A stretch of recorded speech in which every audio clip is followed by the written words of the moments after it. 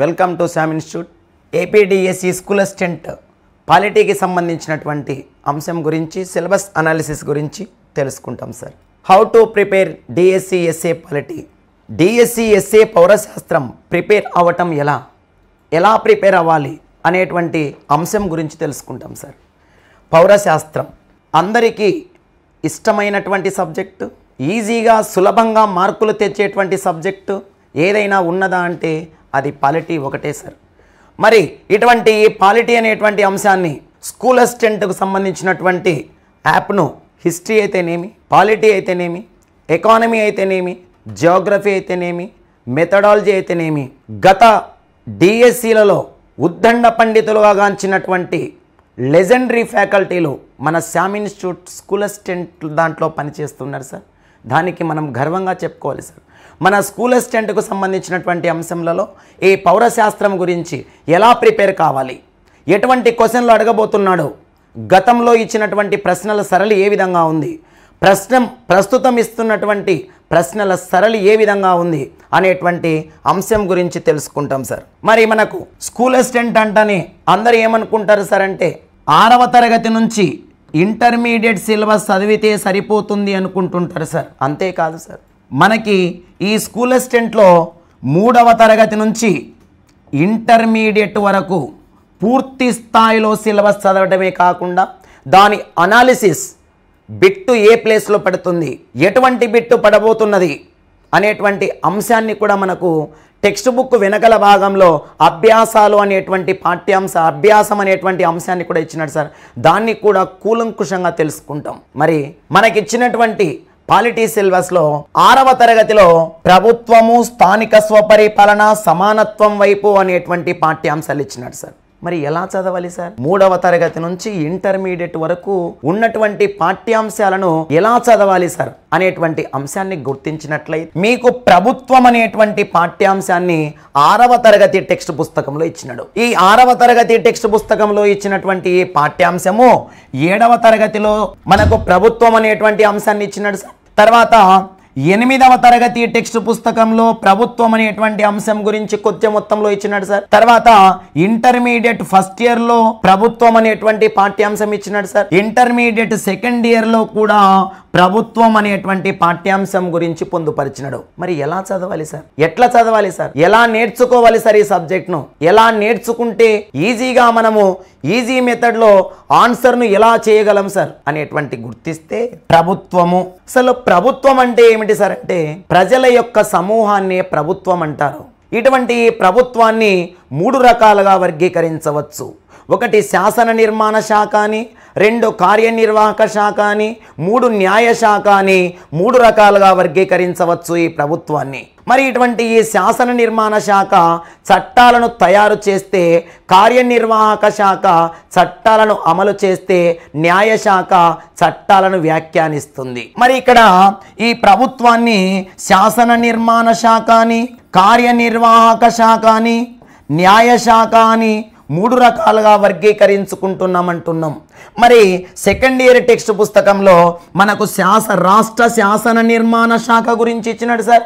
కేంద్ర శాసన నిర్మాణ శాఖ గురించి కూడా ఇచ్చినాడు సార్. మరి ఇటువంటి శాసన నిర్మాణ శాఖలో రాష్ట్రంలో శాసన నిర్మాణ శాఖలో ఎవరెవరు సభ్యులుగా ఉంటారు సార్ అంటే శాసనసభ సభ్యులు ఉంటారు, శాసన మండలి సభ్యులు ఉంటారు, గవర్నర్ ఉంటాడు. మరి కేంద్ర శాసన నిర్మాణ శాఖలో లోక్సభ సభ్యులు ఉంటారు, రాజ్యసభ సభ్యులు ఉంటారు సార్, రాష్ట్రపతి ఉంటాడు. ఇదంతా మనకు సెకండ్ ఇయర్లో ఒక పెద్ద చాప్టర్ ఇచ్చినాడు సార్. ఒక యూనిట్ ఇచ్చినాడు సార్. రాష్ట్ర శాసన నిర్మాణ శాఖ అని ఒక యూనిట్ ఇచ్చినాడు సార్. మరి సెకండ్ ఇయర్ టెక్స్ట్ పుస్తకంలో కేంద్ర శాసన నిర్మాణ శాఖ అని మరొక యూనిట్ గురించి కూడా పొందుపరిచినాడు సార్. అంటే శాసన నిర్మాణ శాఖలో రాష్ట్ర శాసన నిర్మాణ శాఖ, కేంద్ర నిర్మాణ శాఖ అని 2 రకాలు ఉంటాయి. అదే టాపిక్ను మరి మనకు లో క్లాస్లో 6వ తరగతి టెక్స్ట్ పుస్తకంలో ప్రభుత్వం అనేటువంటి పాఠ్యాంశం దగ్గర నుంచి హై క్లాస్ వరకు పొందుపరుచుకుంటూ పోయినాడు సార్. మనం లెసన్ చెప్పుకునేటప్పుడు పూర్తి స్థాయిలో ఒక్కటే చోట అందరికీ అర్థమయ్యేటువంటి రీతిలో ఎటువంటి బిట్టు పడబోతున్నది అనేటువంటి అంశాన్ని గుర్తించుకొని మనం లెసన్ గురించి తెలుసుకున్నప్పుడు పూర్తి స్థాయిలో తెలుసుకుంటాం సార్. ఇక్కడ ప్రభుత్వం అంటున్నాము, ఇటువంటి ప్రభుత్వాన్ని 3 రకాలు అంటున్నాము. 3 రకాలుగా విభజించిన తర్వాత ఇటువంటి ప్రభుత్వము 2 రకాలుగా మరలా మారుతుంది. ఒకటి రాచరికము, 2 ప్రజాస్వామ్యం అని మారుతుంది సార్. ఒకటి రాచరికము, 2 ప్రజాస్వామ్యము. మరలా తిరిగి ప్రజాస్వామ్యం అనేటువంటిది మరలా ఒక పాఠ్యాంశంగా మారిపోయింది సార్. ప్రజాస్వామ్యం అనేటువంటిది తిరిగి మనకు ఫస్ట్ ఇయర్ టెక్స్ట్ పుస్తకంలో అసలు ప్రజాస్వామ్యం అంటే ఏమిటి, ప్రజాస్వామ్యం మరలా తిరిగి ఎన్ని రకాలుగా విభజించబడి ఉంటాయి, అసలు ప్రజాస్వామ్యానికి జన్మస్థలం ఏది, ప్రజాస్వామ్యానికి నిర్వచనం ఇచ్చినటువంటి వ్యక్తులు ఎవరున్నారు అనేటువంటి పూర్తి సమాచారాన్ని ఫస్ట్ ఇయర్ బుక్లో ఫస్ట్ ఇయర్ టెక్స్ట్ పుస్తకంలో మనకు ఒక లెసన్ అనే పాఠ్యాంశాన్ని పొందుపరిచినాడు సార్.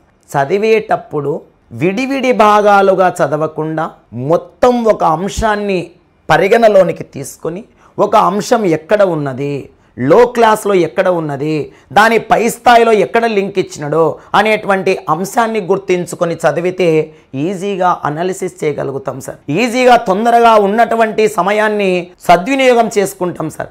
సమయాన్ని మనం కిల్ చేయకుండా ఉండటం కోసము అన్నింటినీ ప్రభుత్వం అనేటువంటి పాఠ్యాంశం 6వ తరగతిలో తీసుకుంటే 6వ తరగతిలో ఎక్కడ ఉన్నది, 7వ తరగతిలో ఏమి ఉన్నది, 8వ తరగతిలో ఏ పాఠ్యాంశంలో పొందుపరిచినాడు, 9వ తరగతిలో ఎక్కడ పొందుపరిచినాడు, 10 ఫస్ట్ ఇయర్ సెకండ్ ఇయర్ అనేటువంటి మొత్తం లో క్లాస్ నుంచి హయ్యర్ క్లాస్ వరకు ఒక పాఠ్యాంశం తీసుకున్నానంటే పూర్తి స్థాయిలో నేర్చుకునేటట్లుగా మనం పొందుపరుచుకుందాం సార్. మనకు ప్రస్తుతం మన శ్యామ్ ఇన్స్టిట్యూట్లో 2024-25 ఎడిషన్ ప్రకారము నూతన పాఠ్య పుస్తకాల ప్రకారము బోధిస్తున్నటువంటి ఏకైక సంస్థ మన శ్యామ్ ఇన్స్టిట్యూట్. మరి మనకు 2024 ఎడిషన్ తీసుకుంటున్నాం సార్, ఓల్డ్ ఎడిషన్ కాదు సార్, 2024వ ఎడిషన్ తీసుకుంటున్నాం. మరి 9th క్లాసు 10th క్లాసు కొత్త బుక్కులు వచ్చినాయి సార్. మరి 9th క్లాస్ను 10th క్లాస్ను కూడా నూతన పాఠ్య పుస్తకాలను కూడా చెప్పిస్తున్నటువంటి ఏకైక సంస్థ మన శ్యామ్ ఇన్స్టిట్యూట్ సార్. మరి ఇటువంటి శ్యామ్ ఇన్స్టిట్యూట్లో మనకి పూర్తి స్థాయిలో సిలబస్ను పొందుపరుస్తున్నాం సార్. మరి ఈ సిలబస్కు అనుగుణంగా మనకు క్వశ్చన్ పేపర్లు కూడా తయారవుతుంటాయి సార్. మన క్వశ్చన్ పేపర్లను మన యాప్ను డౌన్లోడ్ చేసుకోండి సార్. శ్యామ్ ఇన్స్టిట్యూట్ కాకినాడ అనేటువంటి యాప్ను డౌన్లోడ్ చేసుకోండి. అక్కడ డిఎస్సి అని ఉంటుంది సార్, యాప్ను డౌన్లోడ్ చేసుకోండి. మనకి ఇచ్చినటువంటి సిలబస్ను ఒకసారి చూసిన తర్వాత ఎంపిక చేసుకోండి సార్. అటువంటి నీతి నిజాయితీ కలిగినటువంటి సంస్థ ఏదైనా ఉన్నదా అంటే అది ఆంధ్రప్రదేశ్ తెలంగాణ 2 రాష్ట్రాలలో శ్యామ్ ఇన్స్టిట్యూట్ అని చెప్పుకోవడానికి గర్వకారణంగా ఉందని చెప్పుకోవాలి సార్. మరి అటువంటి ప్రభుత్వం అనేటువంటి పాఠ్యాంశము మనకి 7th క్లాస్లో 8th క్లాస్లో ఫస్ట్ ఇయర్లో సెకండ్ ఇయర్లో కూడా ఉండటం జరుగుతుంది సార్. మరి ఇక్కడ ఈ ప్రభుత్వం 6వ తరగతిలో లో క్లాస్లో ఒక మాట ఇచ్చినట్టు సార్, ప్రజాస్వామ్యానికి జన్మస్థలమైనటువంటి దేశం ఏది అని ఇచ్చినట్టు సార్, గ్రీసు దేశం. ప్రజాస్వామ్యానికి జన్మస్థలమైనటువంటి దేశం ఏది సార్ అంటే గ్రీసు దేశం అని చెప్పుకోవాలి సార్. మరి ఇటువంటి ప్రజాస్వామ్యానికి నిర్వచనం ఇచ్చినటువంటి వ్యక్తి ఎవరు సార్ అంటే అబ్రహాం లింకన్. అబ్రహాం లింకన్ ఈ ప్రజాస్వామ్యానికి ఏమని నిర్వచించాడు సార్ అంటే మనకు 6వ తరగతి టెక్స్ట్ బుక్లో అదే నిర్వచనం ఉంది sir, intermediate first year text బుక్లో అదే నిర్వచనం ఉంది సార్. ఏమని నిర్వచించాడు అబ్రహాం లింకన్ అంటే ప్రజల యొక్క, ప్రజల చేత, ప్రజల కొరకు ఏర్పడినదే ప్రజాస్వామ్యం అని పేర్కొనబడటం జరిగింది. మరి ఇటువంటి ప్రజాస్వామ్యంలో 18 సంవత్సరాల నుండి ఓటు హక్కు కలిగినటువంటి వ్యక్తులు ఎన్నికల్లో ఓటు వేయడానికి అర్హత లభిస్తుంది అని రాసినాడు సార్.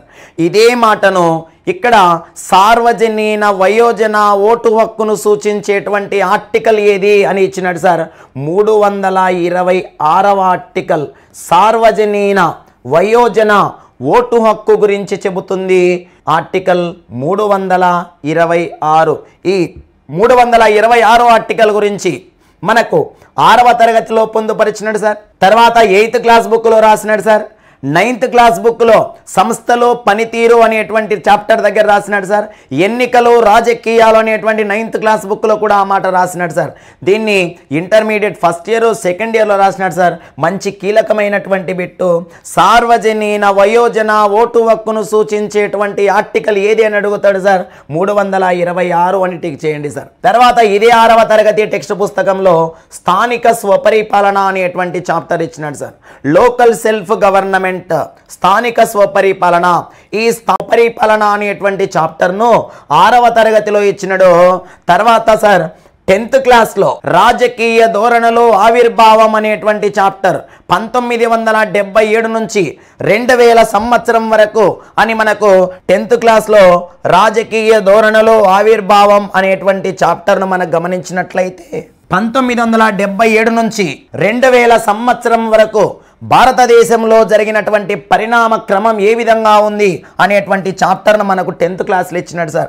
అంటే 1977వ సంవత్సరంలో ప్రధానమంత్రిగా ఎవరు ఎన్నికైనాడు సార్ అంటే మొరార్జీ దేశాయ్ ప్రధానమంత్రిగా ఎన్నిక కావటం జరిగింది మొరార్జీ దేశాయ్. మరి ఏ ప్రభుత్వం ద్వారా ఎన్నికయ్యాడు సార్ మొరార్జీ దేశాయ్ అంటే సంకీర్ణ ప్రభుత్వం ద్వారా ఎన్నిక కావటం జరిగింది.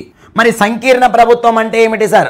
ఏ పార్టీకి సరి అయిన మెజారిటీ రానప్పుడు 2 లేదా అంతకన్నా ఎక్కువ పార్టీలు కలిసి ప్రభుత్వాన్ని ఏర్పాటు చేయటాన్ని సంకీర్ణ ప్రభుత్వం అంటారు. సరిగ్గా ఇదే సంవత్సరం నాటికి భారతదేశంలో అత్యవసర పరిస్థితి కూడా ముగిసింది సార్.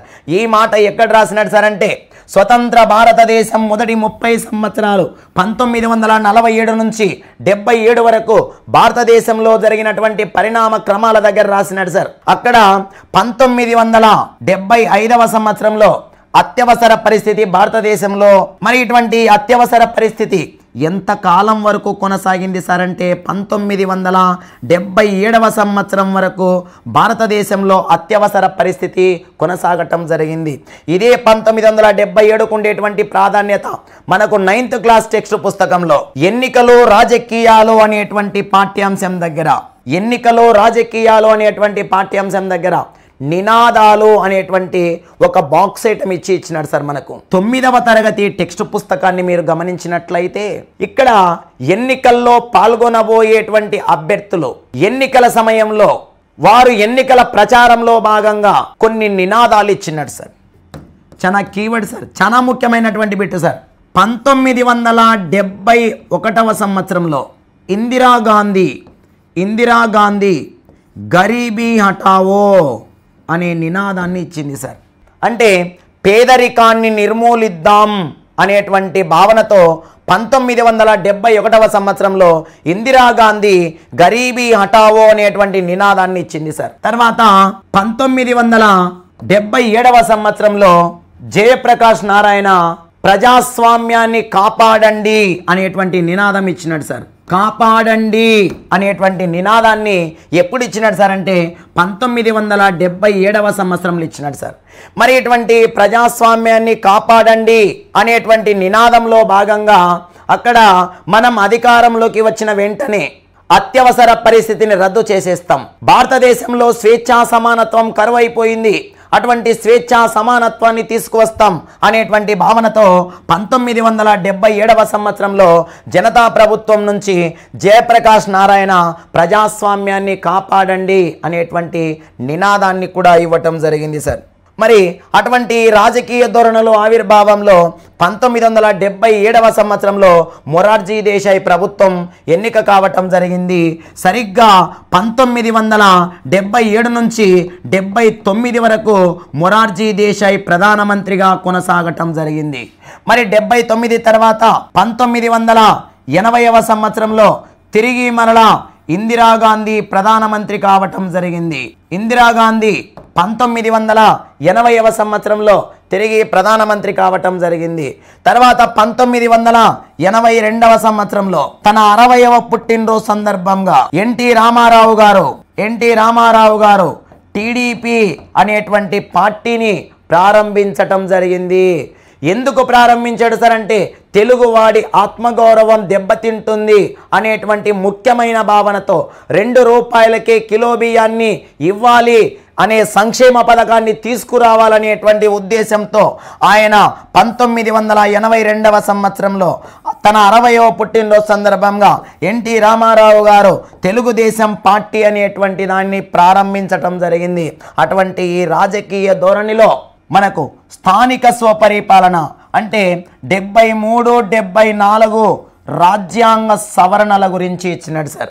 మరి 73 రాజ్యాంగ సవరణ గ్రామీణ పరిపాలనకు సంబంధించినటువంటి అంశం కాగా 74 రాజ్యాంగ సవరణ పట్టణ స్థానిక స్వపరిపాలన అనేటువంటి అంశాన్ని సూచిస్తుంది.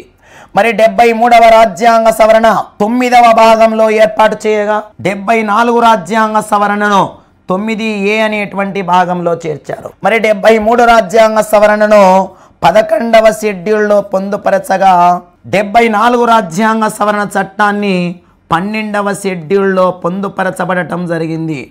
మరి 73 రాజ్యాంగ సవరణ 243A నుంచి 243O అనేటువంటి నిబంధన వరకు 73 రాజ్యాంగ సవరణ సూచించినటువంటి అంశాలుగా పరిగణిస్తే దీనిని 74ను 243P నుంచి 243ZG అనేటువంటి ప్రకరణ వరకు పొందుపరిచారు. ఇదే టాపిక్ను మనకు ఇంటర్మీడియట్ సెకండ్ ఇయర్ టెక్స్ట్ పుస్తకంలో కూడా ఉంది. చూడండి సార్ 10వ చాప్టర్ దగ్గర భారతదేశంలో స్థానిక ప్రభుత్వాలు అనేటువంటి చాప్టర్ ఇచ్చినాడు సార్. అంటే మనం స్థానిక ప్రభుత్వాలు అనేటువంటి పాఠ్యాంశం తెలుసుకునేటప్పుడు 6వ తరగతిలో స్థానిక స్వపరిపాలన అనేటువంటి అంశం గురించి తెలుసుకుంటాం సార్. 10వ తరగతిలో 73, 74 రాజ్యాంగ సవరణలు అనేటువంటి అంశం గురించి తెలుసుకుంటాం సార్. ఇంటర్మీడియట్ సెకండ్ ఇయర్ చదివేటప్పుడు స్థానిక స్వపరిపాలన భారతదేశంలో అసలు స్థానిక స్వపరిపాలన అనేటువంటి అంశం పుట్టుపూర్వత్రాల నుంచి తెలుసుకుంటాం సార్. అసలు స్థానిక స్వపరిపాలన అనేటువంటి భావన మొదటిసారిగా చోళ రాజవంశ కాలంలో అభివృద్ధిలోకి వచ్చినట్లు మనకు ఆధారాలు చెబుతున్నాయి సార్. మరి స్థానిక స్వపరిపాలన కాలంలో అసలు ఎన్నికల సంఘం ఉండేదా అంటే ఎన్నికల సంఘం ఉండేది కాదు. మరి ప్రత్యక్ష ఎన్నికల ద్వారా ఎన్నుకునేటువంటి వారు అని మనకి ఎలా ఆధారాలు కనిపిస్తున్నాయి సార్ అంటే ఒక శాసనం ఆధారంగా కనిపిస్తుంది. ఆ శాసనమే ఉత్తర మెరూర్ అనేటువంటి శాసనం. ఎన్నిసార్లు అడిగినాడు సార్ ఈ క్వశ్చన్. ఉత్తర మెరూర్ అనేటువంటి శాసనం ద్వారా ఆ కాలంలోనే అంటే చోళుల కాలంలోనే ఉత్తర మెరూర్ అనేటువంటి శాసనం ద్వారా స్థానిక సంస్థలు ఉండేవని ప్రత్యక్ష ఎన్నికలు జరిగేవని మనకు ఈ శాసనం ద్వారా ఆధారాలు చెబుతున్నాయి. మరి ఈ ఉత్తర మెరూర్ అనేటువంటి శాసనాన్ని ఎవరు వేశారు సార్ అంటే మొదటి పరాంతక చోళుడు వేసినాడు సార్. మొదటి పరాంతక చోళుడు. మరి ఈ శాసనం ఎక్కడ లభ్యమైనది సార్? తమిళనాడు రాష్ట్రము చెంగల్పట్ అనేటువంటి ప్రాంతంలో లభ్యమైనది ఈ శాసనం. ఆ విధంగా మనం లెసన్ తెలుసుకునేటప్పుడు ఏం చేద్దాం సార్ అంటే 6వ తరగతిని 10వ తరగతిని సెకండ్ ఇయర్ను స్థానిక స్వపరిపాలన పెట్టేసుకొని ఒక్కటే చోట నేర్చుకునేటువంటి ప్రయత్నం చేద్దాం సార్. చూడండి సార్, తర్వాత మనకి ఇదే 6వ తరగతి టెక్స్ట్ పుస్తకంలో లాస్ట్ చాప్టర్గా సమానత్వం వైపు అనేటువంటి పాఠ్యాంశం ఉన్నది సార్. టువర్డ్స్ ఈక్వాలిటీ, సమానత్వం వైపు. మరి ఇటువంటి సమానత్వం వైపు అనేటువంటి పాఠ్యాంశంలో మనకి అనేక వ్యక్తుల యొక్క జీవిత చరిత్రలు ఇచ్చినాడు సార్. జాతిపిత Mahatma Gandhiji, Ambedkar, Nelson Mandela, Savitribai Phule, APJ Abdul Kalam, Mariyappa Thangavelu, Sindhu Thai, Anandibai Joshi అనేటువంటి వ్యక్తుల గురించి మనకు సమానత్వం వైపు అనేటువంటి పాఠ్యాంశం ఇచ్చినాడు. ఈ పాఠ్యాంశం మనకి ఎక్కడ లింకు లేదు సార్. మరి 6వ తరగతి దగ్గరనే ఈ సమానత్వం వైపు దగ్గర తెలుసుకుంటాం సార్. అంటే మొట్టమొదటి టీచర్గా సావిత్రిబాయి పూలే, మొట్టమొదటి డాక్టర్గా ఆనందీబాయి జోషి, నారీ శక్తి పురస్కారాన్ని ఎవరు గ్రహించారు అని ఇస్తాడు సార్. నారీ శక్తి పురస్కారాన్ని సింధు థాయ్ అనేటువంటి మహిళ గ్రహించడం జరిగింది. మరి నారీ శక్తి పురస్కారాన్ని ఎవరు బహుకరించారు సార్ అంటే రాష్ట్రపతి రామ్నాథ్ కోవింద్ నారీ శక్తి పురస్కారాన్ని బహుకరించటం జరిగింది అనేటువంటి అంశాన్ని మనము 6వ తరగతి టెక్స్ట్ బుక్లోని సమానత్వం వైపు టువర్డ్స్ ఈక్వాలిటీ అనేటువంటి చాప్టర్ దగ్గర తెలుసుకుంటాం సార్. చూడండి సార్, 7వ తరగతిలో భారత రాజ్యాంగము పరిచయము అనేటువంటి పాఠ్యాంశం ఉంది. మనకు ఎక్కడెక్కడ కనిపిస్తుంది సార్, ఏ తరగతిలో కనిపిస్తుంది సార్ అంటే 7వ తరగతిలో కనిపించింది భారత రాజ్యాంగము. 8వ తరగతిలో కనిపిస్తుంది సార్ భారత రాజ్యాంగం అనేటువంటి ఫస్ట్ పాఠ్యాంశంలోనే. 8వ తరగతి ఫస్ట్ పాఠ్యాంశంలోనే భారత రాజ్యాంగం ఉంటుంది సార్. తర్వాత 9వ తరగతిలో భారత రాజ్యాంగ రూపకల్పన అనేటువంటి పాఠ్యాంశం ఉంటుంది సార్. 10వ తరగతిలో స్వతంత్ర భారత రాజ్యాంగ నిర్మాణం అనేటువంటి పాఠ్యాంశం ఉంటుంది సార్. ఫస్ట్ ఇయర్లో భారత రాజ్యాంగం అనేటువంటి అంశాన్ని ఇచ్చినాడు సార్. తర్వాత సెకండ్ ఇయర్ ఫస్ట్ చాప్టర్లోనే భారత రాజ్యాంగం అనేటువంటి పాఠ్యాంశాన్ని పొందుపరిచినాడు సార్. అసలు భారత రాజ్యాంగం అనేటువంటి అంశము మొట్టమొదటిసారిగా భారత రాజ్యాంగ రచనకు పూనుకున్నటువంటి వ్యక్తి అంటే 1928వ సంవత్సరంలో మోతీలాల్ నెహ్రూ ఒక అధ్యక్షుడు 8 మంది ఐఎన్సి కాంగ్రెస్ సభ్యులు కలిసి భారత రాజ్యాంగ రచనకు మొదటిసారిగా పూనుకోవటం జరిగింది. అయితే ఈయన రాసినటువంటి రాజ్యాంగాన్ని బ్రిటిష్ వారు ఆమోదించకపోవటం చేత ఇది రిజెక్ట్ అయిపోయింది సార్. మరి తర్వాత భారత రాజ్యాంగాన్ని రచించడానికి ఎప్పుడు పూనుకున్నారు సార్ అంటే భారతదేశానికి స్వాతంత్రం వచ్చిన తర్వాత 1947 ఆగస్టు 29వ తేదీన ఒక అధ్యక్షుడు 6 సభ్యులు మొత్తం 7 మంది కలిసి భారత రాజ్యాంగ రచనకు పూనుకోవటం జరిగింది. ఈ రాసినటువంటి రాజ్యాంగము ఎప్పటి నుంచి అమలులోనికి వచ్చింది సార్ అంటే 1950 జనవరి 26వ తేదీ నుంచి అమలులోకి వచ్చింది.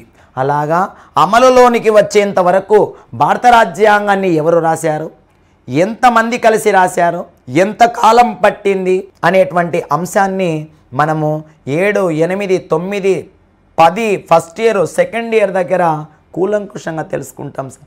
మరి 7th క్లాస్ దగ్గర చదివినప్పుడు ఒక రకంగా 7th క్లాస్ చదవడము, 8th క్లాస్ దగ్గర చదివినప్పుడు మరొక రకంగా, తర్వాత 9th క్లాస్ చదివినప్పుడు 9th క్లాస్లో భారత రాజ్యాంగ రూపకల్పన చదివినప్పుడు 9th క్లాస్ బుక్ను చదవడము, మరలా తర్వాత 10th క్లాస్ దగ్గర స్వతంత్ర భారత రాజ్యాంగ నిర్మాణం చదివినప్పుడు ఓన్లీ 10th క్లాస్ చదవటము, తర్వాత ఫస్ట్ ఇయర్లో చదివినప్పుడు అంటే ఈ రాజనీతి శాస్త్రము పరిధి అంటే భారత రాజ్యాంగం దగ్గర కొద్ది మొత్తంలో ఇచ్చినటువంటి సమాచారం దగ్గర అంటే 11వ చాప్టర్ దగ్గర ఇచ్చినటువంటి రాజ్యాంగం చదవడము, తర్వాత ఇంటర్మీడియట్ సెకండ్ ఇయర్లో చదివినప్పుడు ఓన్లీ ఇంటర్మీడియట్ చదివినప్పుడు సెకండ్ ఇయర్ చదివినప్పుడు ఓన్లీ ఆ పరిధి మాత్రమే చదవటం అనేటువంటిది కరెక్ట్ కాదు సార్. ఎలా చదవాలో తెలుసుకోవాలా, ఎలా చదివితే మనం తొందరగా సిలబస్ను కంప్లీట్ చేస్తాము, ఎలా చదివితే మనం టైం కిల్ కాకుండా ఎలా ముందుకెళ్తాము అనేటువంటి అంశాన్ని అందించడానికి మా సంస్థ ఎప్పుడూ మీ ముందు ఉంటుంది సార్. మరి ఎలా చదవాలి, ఎలా చదివితే గుర్తించుకుంటాము, 3వ తరగతి నుంచి ఇంటర్మీడియట్ వరకు లింకుగా ఎలా చదవాలి అనేటువంటిది పాఠ్యాంశంలోకి వెళ్ళినప్పుడు మనం పూర్తి స్థాయిలో తెలుసుకుంటాం సార్. 7వ తరగతిలో స్టేట్ గవర్నమెంట్ రాష్ట్ర ప్రభుత్వము అనేటువంటి పాఠ్యాంశం ఇచ్చినాడు సార్. మరి ఈ రాష్ట్ర ప్రభుత్వం అనేటువంటి పాఠ్యాంశాన్ని అంటే ఈ రాష్ట్ర ప్రభుత్వంలో ఎవరెవరు ఉంటారో అనేటువంటి అంశాన్ని మనం గమనించినట్లయితే ఇందులో శాసనసభ సభ్యులు, శాసన మండలి సభ్యులు, గవర్నరు, స్పీకరు, ముఖ్యమంత్రి, మంత్రిమండలి అనేటువంటి అంశం గురించి రాష్ట్ర ప్రభుత్వం దగ్గర తెలుసుకుంటాం సార్. మరి ఈ రాష్ట్ర ప్రభుత్వం దగ్గర మనకు ప్రధానంగా 3 ఆర్టికల్స్ ఇచ్చినాడు సార్. ఒకటి ఆర్టికల్ 171 సబ్ ఆర్టికల్ 1 అనేటువంటి ఒక ఆర్టికల్ ఇచ్చినాడు sir. Article 158 sub article 3A అనేటువంటి ఆర్టికల్ ఒకటి ఇచ్చినాడు సార్. ఆర్టికల్ 163 సబ్ ఆర్టికల్ 1 అనేటువంటి ఆర్టికల్ ఒకటి ఇచ్చినాడు సార్. ఇక్కడ మీరు ఒక పాయింట్ గమనించాలి sir. 7th class text book ప్రకారము ఆర్టికల్ 171 సబ్ ఆర్టికల్ 1 ప్రకారము ఏదైనా రాష్ట్ర శాసనసభ సభ్యుల సంఖ్యలో శాసన మండలి సభ్యుల సంఖ్య 1/4వ వంతుకు మించరాదు అని ఇచ్చినాడు సార్. 1/4 అనేటువంటిది కరెక్ట్ కాదు సార్. మనం ఇంటర్మీడియట్ దగ్గర చదువుకున్నప్పుడు ఆర్టికల్ 171 సబ్ ఆర్టికల్ 1 ప్రకారము ఏదైనా రాష్ట్ర శాసనసభ సభ్యుల సంఖ్యలో శాసన మండలి సభ్యుల సంఖ్య ఎంతకు మించరాదు అంటే 1/3 వంతుకు మించరాదు, 1/3 వంతుకు మించరాదు అనేటువంటి అంశాన్ని మనం పరిగణలోకి తీసుకోవాలి. ఈ మాట నూతనంగా విడుదలైనటువంటి పుస్తకాల్లో అంటే 2024వ ఎడిషన్ బుక్లో ఏం రాసినాడు సార్ అంటే 1/3 వంతుకు మించరాదు అని రాసినాడు సార్. మనం 1/3 అనేటువంటి ఆన్సర్ని సరైనటువంటి సమాధానంగా గుర్తించాలి. కానీ మరి 1/4 ఇచ్చినాడుగా సార్, ఎట్లా సార్ అన్నారు అనుకోండి, 2 ఆప్షన్స్ ఇచ్చినాడు, 1/3 ఇచ్చినాడు, 1/4 ఇచ్చినాడు. ఏ ఆన్సర్ టిక్ చేయాలి సార్? 1/3 అని మీరు టిక్ చేయండి. 1/3 అనేటువంటి ఆప్షన్ టిక్ చేయండి. 1/4 అని ఇచ్చినప్పుడు అది కాంట్రవర్సీ బిట్టు ఉన్నప్పుడు దాన్ని అది ఏ ఎడిషన్ ప్రకారం ఇచ్చినాడు ఏమి అనేటువంటి అంశం గురించి తెలుసుకుంటాం సార్. కానీ మనకు స్కూల్ అసిస్టెంట్ పిల్లలకు మాత్రం 1/3 అనేటువంటిది సరైనటువంటి సమాధానంగా గుర్తించాలి. మరి ఆర్టికల్ 158 సబ్ ఆర్టికల్ 3A అనేటువంటి అంశాన్ని ఇచ్చినాడు సార్, ఒక ఆర్టికల్ని ఇచ్చినాడు. ఈ 158 సబ్ ఆర్టికల్ 3A ఏం చెప్తుంది సార్ అంటే సాధారణంగా ప్రతి రాష్ట్రానికి ఒక గవర్నర్ ఉంటాడు. కొన్ని ప్రత్యేక సందర్భాలలో 2 లేదా అంతకన్నా ఎక్కువ రాష్ట్రాలకు ఒకే గవర్నర్ కొనసాగవచ్చు. ఆర్టికల్ 163 సబ్ ఆర్టికల్ 1 గవర్నర్కు సలహాలు, సూచనలు, అధికార విధుల నిర్వహణ కోసం ముఖ్యమంత్రి నాయకత్వంలోని మంత్రిమండలి ఉండాలి అని చెబుతుంది ఆర్టికల్ 163 సబ్ ఆర్టికల్ 1. మరి ఆ విధంగా ఈ స్టేట్ గవర్నమెంట్ అనేటువంటి అంశాన్ని మనకు పై స్థాయిలో కూడా ఇచ్చుకుంటూ పోయినాడు సార్. మరి ఆ పై స్థాయిలో ఎక్కడ కనిపిస్తుంది సార్ అంటే మరి ఇంటర్మీడియట్ సెకండ్ ఇయర్ను గమనించినట్లయితే రాష్ట్ర శాసన నిర్మాణ శాఖ, రాష్ట్ర కార్యనిర్వాహక శాఖ అనే 2 చాప్టర్లు మనకు ఎక్కడ కనిపిస్తాయి సార్ అంటే 7వ తరగతి టెక్స్ట్ పుస్తకంలో కనిపిస్తాయి, 7th క్లాస్ టెక్స్ట్ పుస్తకంలో కనిపిస్తాయి. ఈ 7వ తరగతి చాప్టర్ను తీసుకున్నప్పుడే మరి దాని పై స్థాయిలో ఉండేటువంటి అంశాలను కూడా ఒక్కటే చోట చదివి నేర్చుకోవలసినటువంటి ఆవశ్యకత ఉంటుంది. మరి ఇక్కడ చదివినప్పుడే రాష్ట్ర ప్రభుత్వం చదివినప్పుడే రాష్ట్ర న్యాయశాఖ గురించి కూడా చదువుకుంటాం సార్. నెక్స్ట్ మరి కేంద్ర ప్రభుత్వం చదువుకుంటున్నాము. మరి కేంద్ర ప్రభుత్వం అనేటువంటి అంశాలను మనము ఎక్కడ తెలుసుకుంటాం సార్ అంటే లో క్లాస్లోనే తెలుసుకుంటాం సార్. మనకు 8వ తరగతి బుక్ను గమనించినట్లయితే పార్లమెంట్ చట్టాలను రూపొందించటం అనేటువంటి చాప్టర్ దగ్గర మనకు పార్లమెంటు ఎందుకు అవసరము, ఈ పార్లమెంటు దగ్గర మనం లోక్సభ, రాజ్యసభ, రాష్ట్రపతి గురించి తెలుసుకుంటాం సార్. మరి ఇదే పార్లమెంట్ అనేటువంటి చాప్టర్ను ఎక్కడ ఇచ్చినాడు సార్ అంటే 8వ తరగతి టెక్స్ట్ పుస్తకంలో 8వ తరగతి ఇచ్చిన తర్వాత 9వ తరగతి టెక్స్ట్ పుస్తకాన్ని గమనించినట్లయితే సంస్థలో పనితీరు అనేటువంటి పాఠ్యాంశం దగ్గర 8th క్లాస్కు అనుగుణంగా 9th క్లాస్లో ఇక్కడ కూడా మనకు పార్లమెంటు ఎందుకు అవసరము అనేటువంటి అంశాన్ని మరలా తీసుకువచ్చి 9th క్లాస్ లింక్ దగ్గర కలిపినాడు సార్. ఈ సంస్థలో పనితీరు దగ్గర కూడా లోక్సభ గురించి మాట్లాడుకుంటున్నారు సార్. తర్వాత రాజ్యసభ అనేటువంటి అంశం గురించి తెలుసుకుంటాం సార్. తర్వాత రాష్ట్రపతి అనేటువంటి అంశాన్ని కూడా మనం 9th క్లాస్ బుక్ దగ్గర తెలుసుకుంటాం. మరి ఇదే పార్లమెంట్ అనేటువంటి అంశాన్ని ఇంటర్మీడియట్లో కూడా తెలుసుకుంటాం సార్. అంటే సార్ చదివే విధానం తెలుసుకోవాలి సార్. చదివే విధానం తెలిస్తే టైం సేవ్ చేసుకోవటం చాలా ఈజీ. ఉన్న సమయాన్ని ఎక్కువ సార్లు రిపిటేషన్ చేసుకోవడానికి చాలా ఈజీ ప్రాసెస్గా ఉంటుంది సార్. చదివేటప్పుడు విడివిడి భాగాలుగా కాదు సార్, మొత్తం భాగాలుగా కలిపి చదవండి, మనకు టైం సేవ్ కావడానికి ఆస్కారం ఉంటుంది. ఆ విధంగానే మన టీచ్ చేసుకుంటాం సార్. మరి ఒక్కొక్క లెసన్ను ఒక్కొక్క అంశం చెప్పుకునేటప్పుడు ఏది ప్రాధాన్యత గలటువంటి అంశంగా ఉంటాయో ఆ అంశాలను 1-2 సార్లు ఇక్కడే మనం నేర్చుకునేటువంటి విధంగా చెప్పించగల, బోధించగలటువంటి నైపుణ్యంతో కూడినటువంటి ఉపాధ్యాయులు మన శ్యామ్ ఇన్స్టిట్యూట్లో పనిచేస్తున్నారు సార్.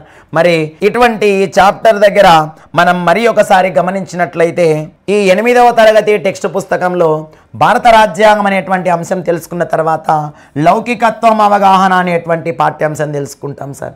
అసలు ఈ భారత రాజ్యాంగంలోని లౌకిక అనేటువంటి పదాన్ని ఎప్పుడు చేర్చుకున్నాం సార్ అంటే 1976వ సంవత్సరంలో 42వ రాజ్యాంగ సవరణ ద్వారా లౌకిక అనేటువంటి పదాన్ని భారత రాజ్యాంగ పీఠికలో పొందుపరుచుకోవటం జరిగింది. లౌకిక అనగానేమి సార్ అంటే మత ప్రమేయం లేని రాజ్యాన్ని లౌకిక రాజ్యం అంటారు, లేదా ప్రభుత్వం నుంచి మతాన్ని వేరు చేయటాన్ని లౌకిక రాజ్యంగా పరిగణించటం జరుగుతుంది. మరి ఇటువంటి లౌకికత్వం అనేటువంటి చాప్టర్ను మనకు 9th క్లాస్ బుక్లో పొందుపరిచినాడు సార్. ఇంటర్మీడియట్ ఫస్ట్ ఇయర్లో కూడా ఈ లౌకికత్వం అనేటువంటి అంశాన్ని గురించి రాసినాడు సార్. మనం ఈ 8వ తరగతి చెప్పుకున్నప్పుడే 9th క్లాస్ను 10th క్లాస్ను కూడా ఒక ఆర్డర్ ప్రకారం నేర్చుకుంటాం సార్. తర్వాత మనకు పార్లమెంటు అయిపోయిన తర్వాత చట్టాలను అర్థం చేసుకుందాం అనేటువంటి చాప్టర్ను మనకు పొందుపరిచినాడు సార్. మరి ఇటువంటి చట్టాలను అర్థం చేసుకుందాం అనేటువంటి అంశంలో మనకు సిలబస్లో ఏం రాసినాడు సార్ అంటే రౌలత్ చట్టం అమలు 1919 మార్చి 10వ తేదీన రౌలత్ చట్టం అమల్లోకి వచ్చింది. మరి ఈ రౌలత్ చట్టాన్ని నిరసించినందుకు గాను సత్యపాల్ మాలిక్ మరియు సైఫుద్దీన్ కిచ్లు అనేటువంటి ఇద్దరు జాతీయోద్యమ నాయకులను 1919 ఏప్రిల్ 10వ తేదీన ఇద్దరిని అరెస్టు చేయటం జరిగింది. దీన్ని నిరసిస్తూ జలియన్ వాలాబాగ్ దురంతం లేదా జలియన్ వాలాబాగ్ నరమేధము 1919 ఏప్రిల్ 13వ తేదీన జలియన్ వాలాబాగ్ దుర్ఘటన జరిగింది సార్. తర్వాత హిందూ వారసత్వ చట్టం 2005వ సంవత్సరం గురించి మనకు సిలబస్లో పొందుపరిచినాడు సార్. తర్వాత వరకట్న నిషేధ చట్టం 1961 కట్నం తీసుకోవటం అనేది చట్టరీత్యా నేరమని చెబుతుంది. అలా ఎవరైనా అదనపు కట్నం కోసం వేధించినట్లయితే సెక్షన్ 498 సబ్సెక్షన్ ఏ ప్రకారం అరాచ్మెంట్ కింద కేసు నమోదు చేయటం జరుగుతుంది అనేటువంటి అంశాన్ని కూడా మనకు ఈ చట్టాలను అర్థం చేసుకుందాం అనేటువంటి పాఠ్యాంశం దగ్గరనే పొందుపరిచినాడు సార్. మరి ఇదే చాప్టర్లో మనకు గృహహింస నిషేధ చట్టం గురించి కూడా ఇచ్చినాడు సార్. గృహహింస నిషేధ చట్టం ఎప్పుడు వచ్చింది సార్ అంటే 2005వ సంవత్సరంలో వచ్చింది. ఎప్పటి నుంచి అమలులోనికి వచ్చింది సార్ అంటే 2006 నుంచి అమల్లోకి వచ్చింది. మరి ఈ విధంగా ఈ చట్టాలను అర్థం చేసుకుందాం అనేటువంటి పాఠ్యాంశంలో ఇచ్చినటువంటి కీవర్డ్ సార్. తర్వాత న్యాయ వ్యవస్థ అనేటువంటి టాపిక్ ఇచ్చినాడు. ఈ న్యాయ వ్యవస్థ అనేటువంటి టాపిక్లో మనకు రాష్ట్ర స్థాయిలో ఉండేటువంటి న్యాయ వ్యవస్థ ఉన్నది సార్, కేంద్ర స్థాయిలో ఉండేటువంటి న్యాయ వ్యవస్థ కూడా ఉన్నది సార్. మరి రాష్ట్ర స్థాయిలో ఉండేటువంటి అత్యున్నతమైనటువంటి న్యాయస్థానము హైకోర్టు అని సూచించుకోగా కేంద్ర స్థాయిలో అత్యున్నతమైనటువంటి న్యాయస్థానంగా సుప్రీంకోర్టును సూచిస్తాం సార్. మరి అసలు హైకోర్టు సుప్రీంకోర్టు అనేటువంటివి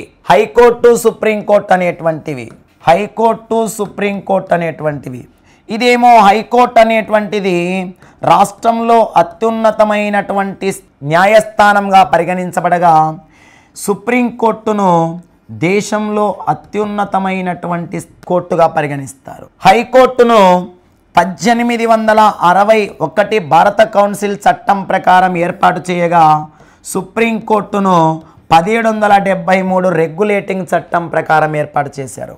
ఈ హైకోర్టును 1862వ సంవత్సరంలో ఏర్పాటు చేయగా సుప్రీంకోర్టును 1774వ సంవత్సరంలో ఏర్పాటు చేశారు. ఈ హైకోర్టును మొదటిసారిగా కలకత్తాలో ఏర్పాటు చేశారు. ఈ సుప్రీంకోర్టును కూడా మొదటిసారిగా కలకత్తాలోనే ఏర్పాటు చేశారు.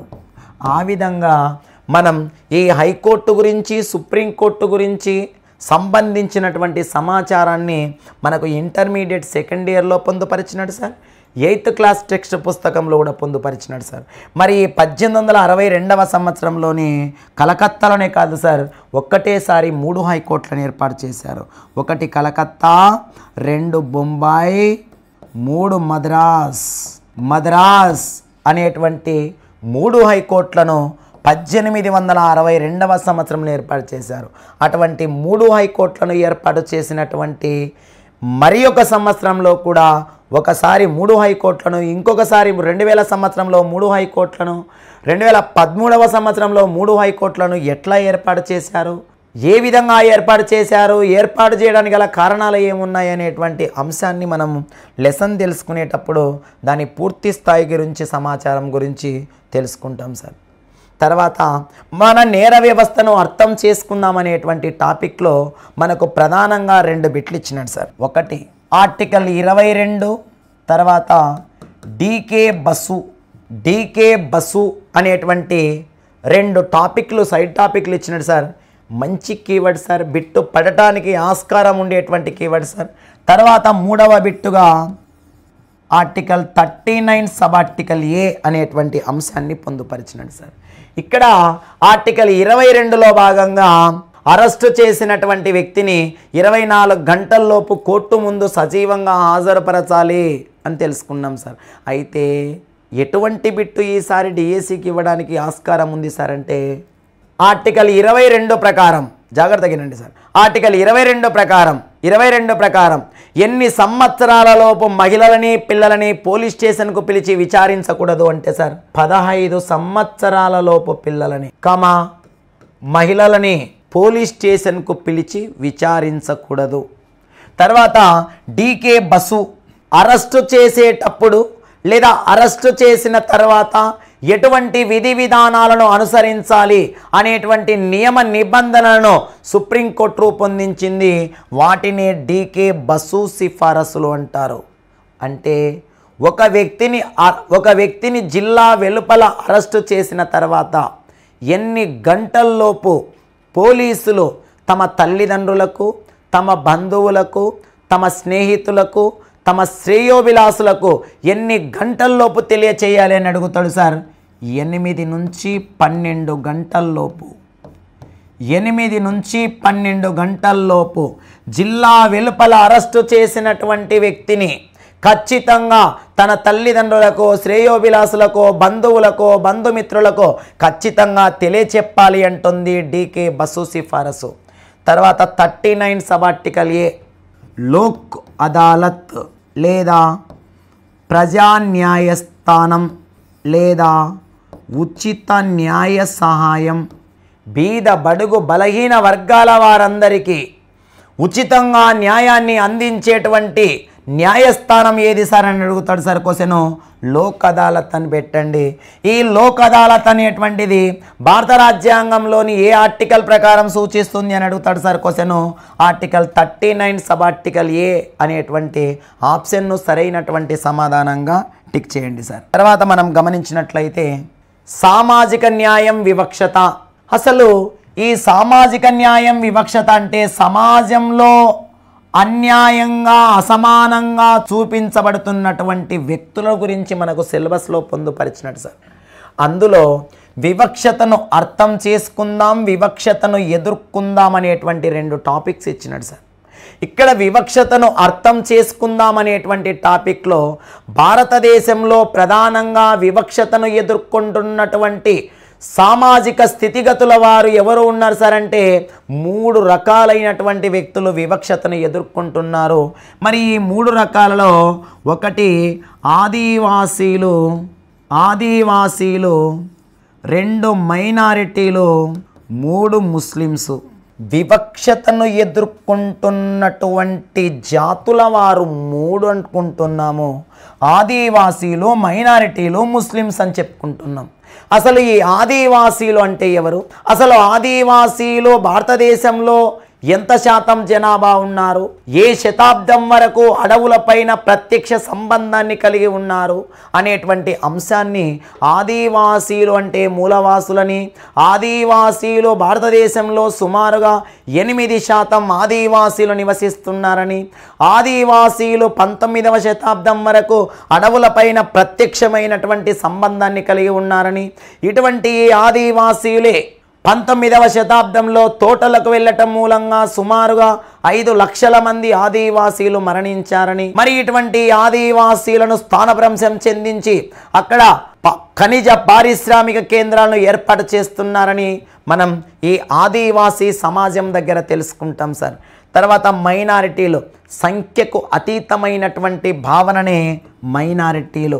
మరి ఇటువంటి ఈ మైనారిటీలు కూడా సమాజంలో వివక్షత గురి కావటం జరుగుతుంది. తర్వాత ముస్లిమ్స్ భారతదేశంలో 2011 గణాంకాల ప్రకారం చూసినట్లయితే 14.2% మాత్రమే ముస్లిం జనాభా ఉన్నారు. మరి ఇటువంటి ముస్లింల కోసము ఆర్థిక స్థితిగతులు ఏ విధంగా ఉన్నాయి, సామాజిక స్థితిగతులు ఏ విధంగా ఉన్నాయి, విద్యా స్థితిగతులు ఏ విధంగా ఉన్నాయి అని తెలుసుకోవటం కోసం ఒక కేంద్ర ప్రభుత్వము ఉన్నత స్థాయి కమిటీని ఏర్పాటు చేసింది. ఆ ఉన్నతమైనటువంటి స్థాయి కమిటీని 2005వ సంవత్సరంలో ఏర్పాటు చేసింది. మరి ఆ ఉన్నతమైనటువంటి స్థాయి కమిటీ ఏది సార్ అంటే జస్టిస్ రాజిందర్ సచార్. ఇది సామాజిక, ఆర్థిక, రాజకీయ పరంగా అన్ని కోణాల్లో ఆలోచించిన తర్వాత మరి ఈ ముస్లింలు 6 నుంచి 14 సంవత్సరాల పిల్లలు 25% మంది బడికి రాలేదు లేదా బడి మానివేశారు. అందరూ ఏమనుకుంటున్నారు సార్ అంటే ముస్లిం పిల్లలు సాధారణంగా మదరసాల్లో చదువుతున్నారు అనుకుంటారు. మరి ఆ ముస్లిం పిల్లలు మదరసాల్లో చదువుతున్నది కేవలం 4% మాత్రమే. మరి అటువంటి ఈ ముస్లింల యొక్క చరిత్ర ఏ విధంగా ఉంది అనేటువంటి అంశాన్ని తెలుసుకుంటాం సార్. తర్వాత వివక్షతను ఎదుర్కోవటం.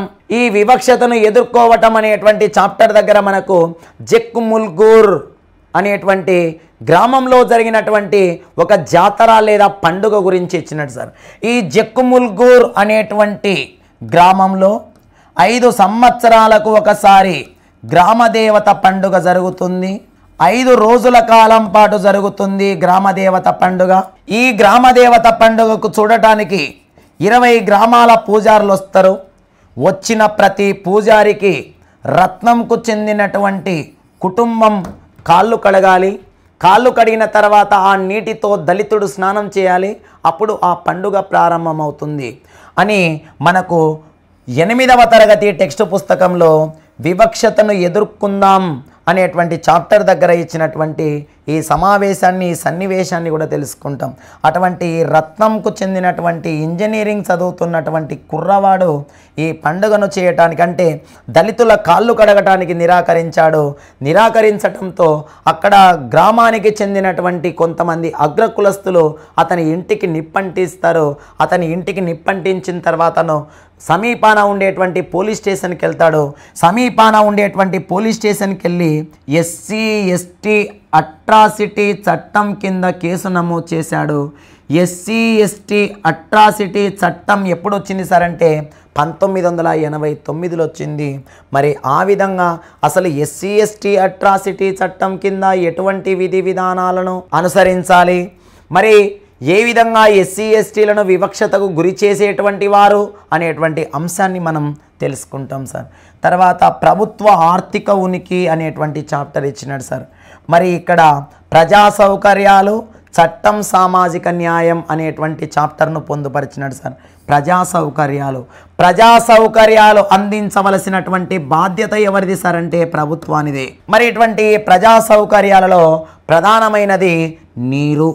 మరి ఇటువంటి నీటి గురించి ఐక్యరాజ్య సమితి 2002వ సంవత్సరంలో ఏం చెప్పింది సార్ అంటే ప్రతి ఒక్కరికి సరిపడినన్ని త్రాగునీటి సౌకర్యాలను, వసతులను కల్పించవలసిన బాధ్యత మనపైనే ఉన్నది అని ఐక్యరాజ్య సమితి పేర్కొన్నది. మరి ఇటువంటి ఈ నీటి సంబంధమైనటువంటి వ్యాధులతో డయోరియా, కలరా, విరేచనాలు లాంటి వ్యాధులతో ప్రతిరోజు 1600 మంది, అందులో 5 సంవత్సరాలలోపు పిల్లలు 1600 మంది ప్రతిరోజు మరణించటం జరుగుతుంది. ఎన్ని సంవత్సరాల్లో పిల్లలు అంటాడు సార్? 5 సంవత్సరాలలోపు పిల్లలు మరణించటం జరుగుతుంది. అంతేకాకుండా చెన్నై నగరానికి మామండూరు, హలూరు, కరుంగిజి ఉత్తర గ్రామాల నుంచి 13,000 ట్యాంకర్లతో నీటిని సరఫరా చేయటం జరుగుతుంది.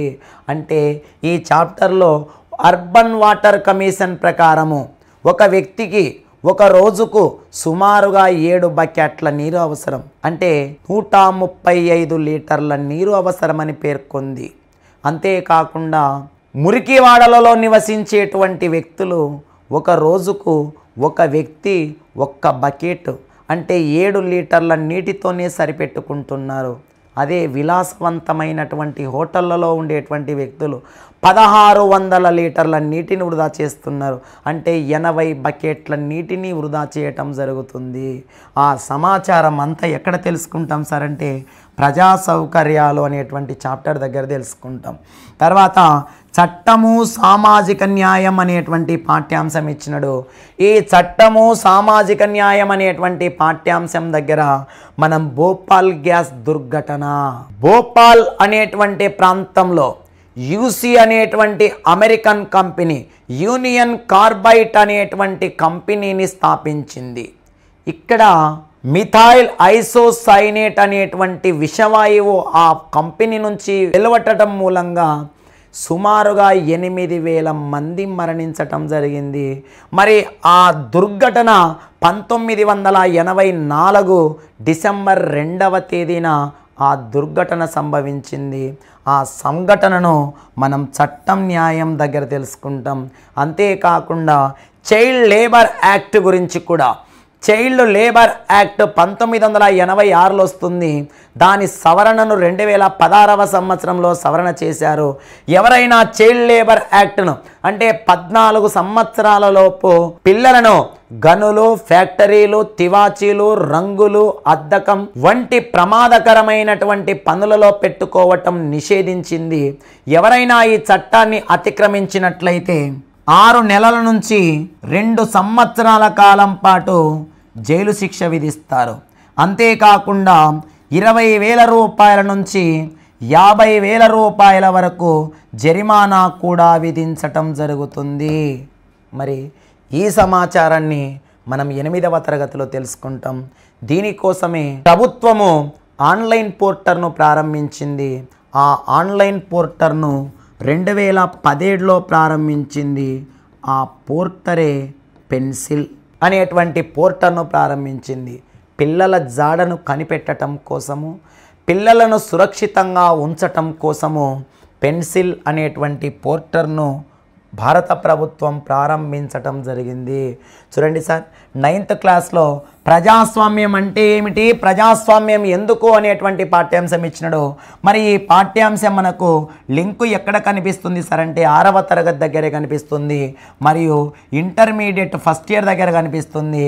మరి ఆ సిలబస్ దగ్గరనే అసలు ప్రజాస్వామ్యం అంటే ఏమిటి, ప్రజాస్వామ్యం ఎందుకు, ప్రజాస్వామ్యం లేకపోవటం మూలంగా జరిగేటువంటి పరిణామక్రమం ఏ విధంగా ఉంది అనేటువంటి అంశాన్ని తెలుసుకుంటాం సార్. తర్వాత ప్రజాస్వామ్య హక్కులు, మరి ఇటువంటి ప్రజాస్వామ్య హక్కులు అనే చాప్టర్ దగ్గర ప్రాథమిక హక్కుల గురించి పొందుపరిచినడు. మరి ఇటువంటి ప్రాథమిక హక్కులు అనేటువంటి చాప్టర్ను 7వ తరగతిలో భారత రాజ్యాంగం పరిచయం అనేటువంటి టాపిక్ దగ్గర తెలుసుకుంటాం సార్. తర్వాత 8వ తరగతిలో భారత రాజ్యాంగం దగ్గర తెలుసుకుంటాం సార్. తర్వాత 9వ తరగతిలో ప్రజాస్వామ్య హక్కులు అనేటువంటి చాప్టర్ దగ్గర తెలుసుకుంటాం సార్. 10వ తరగతిలో పౌరులు, ప్రభుత్వాల దగ్గర కూడా మనం ప్రాథమిక హక్కుల గురించి తెలుసుకుంటాం సార్. ఇంటర్మీడియట్ ఫస్ట్ ఇయర్ దగ్గర కూడా హక్కులు, బాధ్యతలు అనేటువంటి చాప్టర్ ఉంటుంది. మరి ఫస్ట్ ఇయర్లో కూడా తెలుసుకుంటాం సార్. సెకండ్ ఇయర్లో మనకు 2వ చాప్టర్లో ప్రాథమిక హక్కులు, ఆదేశిక సూత్రాలు అనే చాప్టర్ ఇచ్చినాడు సార్. అక్కడ సెకండ్ ఇయర్లో కూడా ప్రాథమిక హక్కుల దగ్గర అనేటువంటి అంశాన్ని గురించి మనం తెలుసుకుంటాం సార్. అసలు ప్రాథమిక హక్కులు అనేటువంటివి ఏ భాగంలో ఉండేవి, ఏ నిబంధన నుంచి ఏ నిబంధన వరకు పొందుపరిచారు, మరి వీటిని ఏ దేశ రాజ్యాంగం నుంచి గ్రహించారు అనేటువంటి అంశాన్ని గురించి తెలుసుకుంటాం సార్. మరి మనకు ఈ ప్రాథమిక హక్కులు అనేటువంటి చాప్టర్ నేర్చుకున్నప్పుడు 7వ తరగతి నేర్చుకున్నప్పుడు ఒక రకంగా, 8వ తరగతిని సపరేట్గా, 9ని సపరేటు, 10ని సపరేటు, 11 అంటే ఫస్ట్ ఇయర్ను సపరేటు, సెకండ్ ఇయర్ను సపరేటు చదవద్దు సార్. ఆ సిలబస్ని అన్నింటినీ ఒక చోట క్రోడీకరించి నేర్పించే బాధ్యత మా శామ్ ఇన్స్టిట్యూట్ది. మా శ్యామ్ ఇన్స్టిట్యూట్ తీసుకుంటుంది. ఎలా నేర్పించాలి అనేటువంటి బాధ్యతను, ఎలా నేర్పిస్తే పిల్లవాడికి సౌలభ్యవంతంగా ఉంటుంది అనే అంశాన్ని మన శ్యామ్ ఇన్స్టిట్యూట్ తీసుకొని నేర్పిస్తుంది సార్. అటువంటి ఉద్దండ పండితులు మన శ్యామ్ ఇన్స్టిట్యూట్లో ఉన్నారు సార్. మరి పాలిటీ నేర్చుకోవటం అనేటువంటిది చాలా సులభం సార్. అందరికీ అర్థమయ్యేటువంటి సబ్జెక్టు, అందరికీ ఎక్కువ స్కోర్ను తెచ్చేటువంటి సబ్జెక్టు ఏదైనా ఉన్నదా అంటే అది పాలిటీ సబ్జెక్ట్ అనేటువంటి అంశాన్ని గుర్తుపెట్టుకోవాలి సార్. మరి తర్వాత మనకు 10th క్లాస్ దగ్గర స్వతంత్ర భారత రాజ్యాంగం చెప్పుకున్నాం సార్. మొదటి 30 సంవత్సరాలు అంటే 1947 మొట్టమొదటిసారిగా ప్రధానిగా జవహర్లాల్ నెహ్రూ ఎంపిక అయినప్పటి నుంచి దాదాపుగా 30 సంవత్సరాల కాలం పాటు కాంగ్రెస్ ప్రభుత్వం ఏకఛత్రాధిపత్యంగా కొనసాగింది. మరి 1977 వరకు అంటే సుమారుగా 30 సంవత్సరాల కాలం పాటు భారతదేశంలో జరిగినటువంటి పరిణామ క్రమం గురించి తెలుసుకుంటాం. అంటే ఎప్పటి వరకు సార్ అంటే 1977 కాంగ్రెస్ ప్రభుత్వం పడిపోయి మొరార్జీ దేశాయ్ ప్రభుత్వం వచ్చేంత వరకు మనం స్వతంత్ర భారతదేశంలో జరిగినటువంటి మొదటి 30 సంవత్సరాల గురించి తెలుసుకుంటాం సార్. అంటే 1947వ సంవత్సరంలో స్వాతంత్రం వచ్చింది. 1948వ సంవత్సరంలో ఇండియా వర్సెస్ పాకిస్తాన్ యుద్ధం జరిగింది. 1949 నవంబర్ 26వ తేదీన భారత రాజ్యాంగాన్ని ఆమోదించుకున్నాము. 1950 జనవరి 24వ తేదీన రాజ్యాంగ సభ సభ్యులు సంతకాలు చేశారు. 1950 జనవరి 26 భారత రాజ్యాంగం అమల్లోకి వచ్చింది. తర్వాత 1950 సంవత్సరంలోని ఎన్నికల సంఘాన్ని ఏర్పాటు చేసుకున్నాము. 1950వ సంవత్సరంలోనే ప్రణాళికా సంఘాన్ని ఏర్పాటు చేసుకున్నాము. 1951వ సంవత్సరంలో మొదటి పంచవర్ష ప్రణాళిక జరిగింది. 1952వ సంవత్సరంలో మొదటి సార్వత్రిక ఎన్నికలు జరిగాయి. ఈ మొదటి సార్వత్రిక ఎన్నికలు 489 స్థానాలకు ఎన్నికలు నిర్వహించగా కాంగ్రెస్ పార్టీ 364 స్థానాల్లో గెలిచింది. ఇతరులు 125 స్థానాల్లో గెలవటం జరిగింది. మొత్తం 489 స్థానాలకు. మొత్తం ఈ మొదటి సార్వత్రిక ఎన్నికలలో అత్యధిక స్థానాలను ఐఎన్సి 70%కు పైగా స్థానాలను గెలుచుకున్నటువంటి పార్టీ ఏది సార్ అంటే ఐఎన్సి గెలిచింది.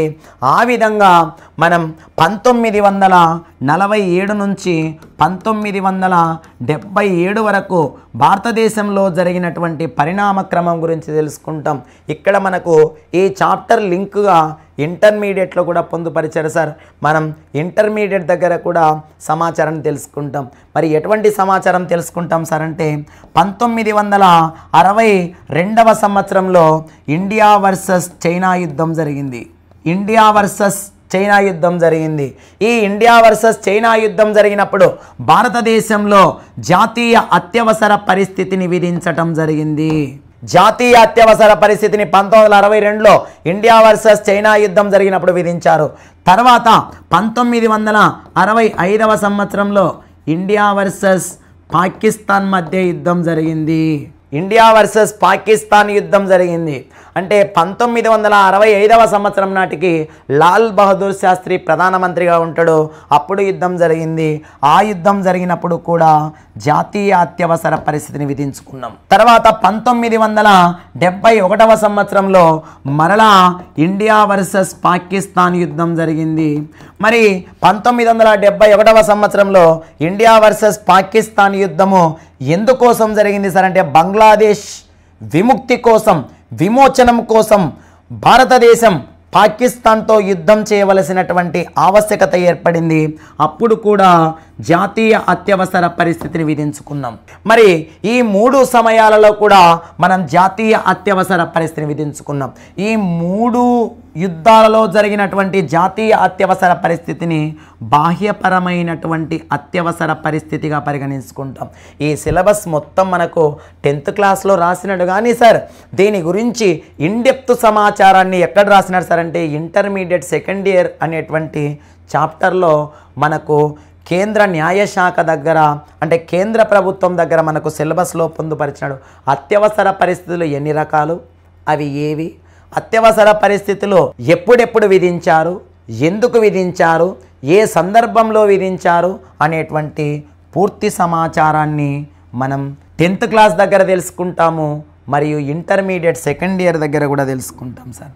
తర్వాత చూడండి సార్, 10th క్లాస్లో పౌరులు ప్రభుత్వాలు అనేటువంటి చాప్టర్ కూడా ఇచ్చినాడు సార్. 10th క్లాస్లో పౌరులు ప్రభుత్వాలు.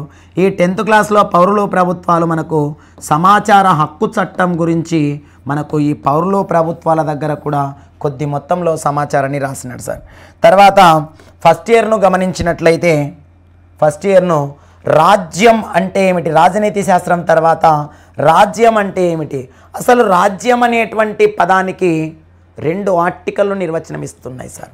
2 ఆర్టికల్లు ఒకే నిర్వచనం ఇస్తున్నాయి సార్. ఆ 2 ఆర్టికల్లు ఏవి సార్ అంటే ప్రాథమిక హక్కుల జాబితాలో ఉండేటువంటి 12వ ఆర్టికలు, ఆదేశిక సూత్రాలలో ఉండేటువంటి 36వ ఆర్టికలు రాజ్యానికే నిర్వచనం చెబుతున్నాయి.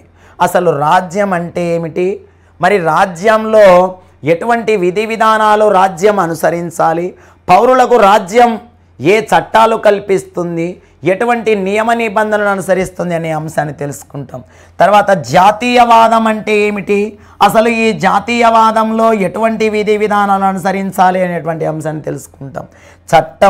చట్టం అంటే ఏమిటి, చట్టాల ద్వారా మనకు సమానమైనటువంటి హక్కులు ఏ విధంగా లభిస్తున్నాయి, స్వేచ్ఛ సమానత్వాలు ఏ విధంగా లభిస్తున్నాయి అనేటువంటి అంశాన్ని తెలుసుకుంటాం సార్.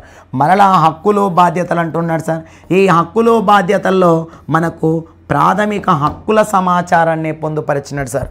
హక్కుల సమాచారాన్ని పొందుపరిచినాడు. తర్వాత న్యాయము, ఈ న్యాయం అనేటువంటి పాఠ్యాంశాన్ని 8వ తరగతిలో పొందుపరిచినాడు. తర్వాత సార్ 9th క్లాస్లో సంస్థలో పనితీరు దగ్గర న్యాయ వ్యవస్థ దగ్గర గురించి రాసినాడు సార్. తర్వాత ఫస్ట్ ఇయర్లో రాసినాడు సార్. తర్వాత సెకండ్ ఇయర్లో కూడా న్యాయస్థానాలు, రాష్ట్ర కేంద్ర స్థాయిలో న్యాయస్థానాలు ఉంటాయనేటువంటి చాప్టర్ను రాసినాడు సార్. తర్వాత ప్రజాస్వామ్యం అంటే ఏమిటో తెలుసుకున్నాము, లౌకికవాదం అంటే ఏమిటో తెలుసుకున్నాము, రాజ్యాంగం అంటే ఏంటో తెలుసుకున్నాం సార్. తర్వాత ప్రభుత్వం అంటే ప్రజల యొక్క సమూహం అని తెలుసుకున్నాము. రాజ్యాంగం అంటే 1927 నుంచి 1950 జనవరి 26 వరకు భారతదేశంలో జరిగినటువంటి సంఘటన గురించి తెలుసుకున్నాము. లౌకికత అనేటువంటి పదాన్ని 1976వ సంవత్సరం 42వ రాజ్యాంగ సవరణ ద్వారా లౌకిక అనేటువంటి పదాన్ని చేర్చుకున్నామని చెప్పుకున్నాం సార్. మరి ప్రజాస్వామ్యం అంటే అమెరికా దేశానికి చెందినటువంటి మాజీ అధ్యక్షుడు అబ్రహాం లింకన్ ప్రజాస్వామ్యానికి నిర్వచనం ఇచ్చాడని చెప్పుకున్నాం సార్. తర్వాత పౌరసత్వం అంటున్నాము. మరి భారతదేశంలో ఎలాంటి పౌరసత్వం ఉంది, ఏక పౌరసత్వం కొనసాగుతున్నదా, ద్వంద్వ పౌరసత్వం కొనసాగుతున్నదా అనేటువంటి అంశం గురించి తెలుసుకుంటాం సార్. సెకండ్ ఇయర్లో భారత రాజ్యాంగం అంటే లో క్లాస్లో నుంచి ఉన్నత స్థాయి వరకు ఇచ్చినట్టు సార్ భారత రాజ్యాంగాన్ని. ఆ భారత రాజ్యాంగాన్ని తెలుసుకుంటాం. తర్వాత ప్రాథమిక హక్కులు లో క్లాస్ నుంచి ఉన్నత స్థాయి వరకు ఇచ్చినట్టు సార్ ప్రాథమిక హక్కులు ఆదేశిక సూత్రాలని 7వ తరగతి నుంచి ఇంటర్మీడియట్ వరకు ఉండేటువంటి అంశాన్ని కూలంకుషంగా తెలుసుకుంటాం సార్. తర్వాత కేంద్ర కార్యనిర్వాహక శాఖ గురించి ఇచ్చినాడు. ఇటువంటి ఈ కేంద్ర కార్యనిర్వహణ శాఖలో ఎవరు ఉంటారు సార్ అంటే ప్రధానమంత్రి, మంత్రిమండలి సభ్యులు, మరియు రాష్ట్రపతి మరియు ఉపరాష్ట్రపతి కూడా కలడు. ఇటువంటి ప్రధానమంత్రి, మంత్రిమండలి, రాష్ట్రపతి, ఉపరాష్ట్రపతి గురించి మనం తెలుసుకుంటాం సార్. మరి ఇటువంటి కేంద్ర కార్యనిర్వహణ శాఖ గురించి తర్వాత మనకు శాసన నిర్మాణ శాఖ గురించి కూడా తెలుసుకుంటాం. మరి ఇటువంటి ఈ కేంద్ర శాసన నిర్మాణ శాఖ యొక్క ముఖ్యమైన ఉద్దేశం ఏం సార్ అంటే చట్టాలను తయారు చేసేటువంటి శాఖ శాసన నిర్మాణ శాఖ. మరి చట్టాలను ఎక్కడ తయారు చేస్తారు, ఎన్ని దశల్లో తయారు చేస్తారు అనేటువంటి అంశాన్ని కూడా తెలుసుకుంటాం సార్. తర్వాత కేంద్ర న్యాయ శాఖ, అదే సార్ గతంలో చెప్పుకున్నాము సుప్రీంకోర్టు గురించి. మరి సుప్రీంకోర్టు ఎప్పుడు ఏర్పడింది, ఏ చట్టం ప్రకారం ఏర్పడింది అనేటువంటి అంశాన్ని కూడా తెలుసుకుంటాం. మరి కేంద్రము, రాష్ట్రం తర్వాత కేంద్ర రాష్ట్రాల మధ్య సంబంధాలను కూడా తెలుసుకుంటాం సార్. ఇక్కడ మనకు గతంలో ఒక మంచి బిట్ ఇచ్చినాడు, ఆ బిట్టు గురించి తెలుసుకుంటాం సార్. చూడండి తల్లి, మొన్న టెట్లో ఇచ్చినటువంటి బిట్టు సాధారణంగా ఆర్థిక సంబంధమైనటువంటి బిల్లును ఏ సభలో ముందుగా ప్రవేశపెట్టాలి అని ఇచ్చినాడు సార్. ఆర్థిక బిల్లును ముందుగా ఏ సభలో ప్రవేశపెట్టాలి, రాష్ట్రంలో అయితే శాసనసభలో ప్రవేశపెట్టాలి, కేంద్ర స్థాయిలో అయితే లోక్సభలో ప్రవేశపెట్టాలి. కేంద్ర స్థాయిలో అయితే లోక్సభలో ప్రవేశపెట్టాలి. ఇప్పుడు ఆర్థిక సంబంధమైనటువంటి బిల్లును శాసనసభలో ప్రవేశపెట్టాలి అంటే ఎవరి అనుమతి తప్పనిసరి అని మొన్న టెట్టుకు పెట్టించినాడు సార్. శాసనసభలో ఆర్థిక సంబంధమైన బిల్లును సంబంధిత శాఖా మంత్రి ఎవరి అనుమతితో ప్రవేశపెట్టాలి? గవర్నర్ అనుమతితో ప్రవేశపెట్టాలి. అయితే శాసనసభలో బిల్లు సాధారణ బిల్లా లేదా ఆర్థిక బిల్లా అని నిర్ణయించే అధికారం ఎవరిది సార్ అంటే స్పీకర్కు ఉంటుంది. సాధారణ బిల్లా ఆర్థిక బిల్లా అని ఎవరు నిర్ణయిస్తారు సార్ అంటే స్పీకర్ నిర్ణయించటం జరుగుతుంది. ఇప్పుడు శాసనసభలో బిల్లును ప్రవేశపెట్టినాం సార్. రైట్, బిల్లును శాసనసభలో ప్రవేశపెట్టినాం. శాసనసభ ఆమోదించింది. బిల్లు ఎక్కడికి వస్తుంది? శాసన మండలి దగ్గరికి బిల్లు వస్తుంది. మరి ఈ శాసన మండలి దగ్గర ఆర్థిక సంబంధమైన బిల్లు ఎన్ని రోజుల కాలం పాటు ఉంటుంది సార్ అంటే 14 రోజులు మాత్రమే ఆలస్యం చేస్తుంది. 14 రోజుల్లోపు శాసన మండలి ఏదో ఒక నిర్ణయం చెప్పాలి. ఏ నిర్ణయం 14 రోజుల్లోపు చెప్పనట్లయితే ఉభయ సభలు ఆమోదం పొందినట్లుగా భావించి సంతకం చేసి ఎవరికి పంపిస్తాడు సార్ అంటే గవర్నర్కు పంపించటం జరుగుతుంది. ఇక్కడ రాసిన ప్రతి మాట బిట్టుబడింది సార్. మన టెట్లో స్కూల్ అసిస్టెంట్కు బిట్టుబడింది సార్. ఎస్జిటికి 2 బిట్లు ఉన్నాయి సార్. ఇక్కడ ఆర్థిక బిల్లును మొదటిసారిగా లేదా ముందుగా ఏ సభలో ప్రవేశపెట్టాలి అని ఒకసారి పడింది, శాసనసభలో ప్రవేశపెట్టాలి. తర్వాత 9వ తేదీ మధ్యాహ్నం జరిగినటువంటి రాసిన ఎగ్జామ్లో ఆర్థిక బిల్లును రాష్ట్ర శాసనసభలో ప్రవేశపెట్టడానికి ఎవరి ముందస్తు అనుమతి తప్పనిసరి అని ఇచ్చినాడు సార్. గవర్నర్ ముందస్తు తప్పనిసరి. ఆ బిల్లు ఆర్థిక బిల్లా లేదా సాధారణ బిల్లా అని ఎవరు నిర్ణయిస్తారని ఇచ్చినాడు సార్? స్పీకర్ నిర్ణయిస్తాడు అనేటువంటి అంశాన్ని టిక్ చేయాలి సార్. తర్వాత అంతకుముందు గతంలో ఇచ్చినటువంటి డిఎస్సి పేపర్లో శాసన మండలి ఆర్థిక బిల్లును ఎన్ని రోజుల కాలం పాటు ఆలస్యం చేస్తుంది అని ఇచ్చినాడు సార్. 14 రోజులు మాత్రమే ఆలస్యం చేస్తుంది అనేటువంటి క్వశ్చన్కు మనం ఆన్సర్ను టిక్ చేయవలసినటువంటి ఆవశ్యకత ఉంటుంది సార్. మరి చదివే విధానం ఎలా చదవాలి అనేటువంటి అంశం గురించి తెలుసుకున్నాం సార్. చదివేటప్పుడు విడివిడిగా కాకుండా, నేను మళ్ళీ చెబుతున్నాను సార్, విడివిడిగా చదవద్దండి. ఒక చోట ప్రాథమిక హక్కులు అనేటువంటి అంశం ఉంది అంటే లో క్లాస్ నుంచి ఉన్నత స్థాయి వరకు ఒక్కటే చోట నేర్చుకోండి.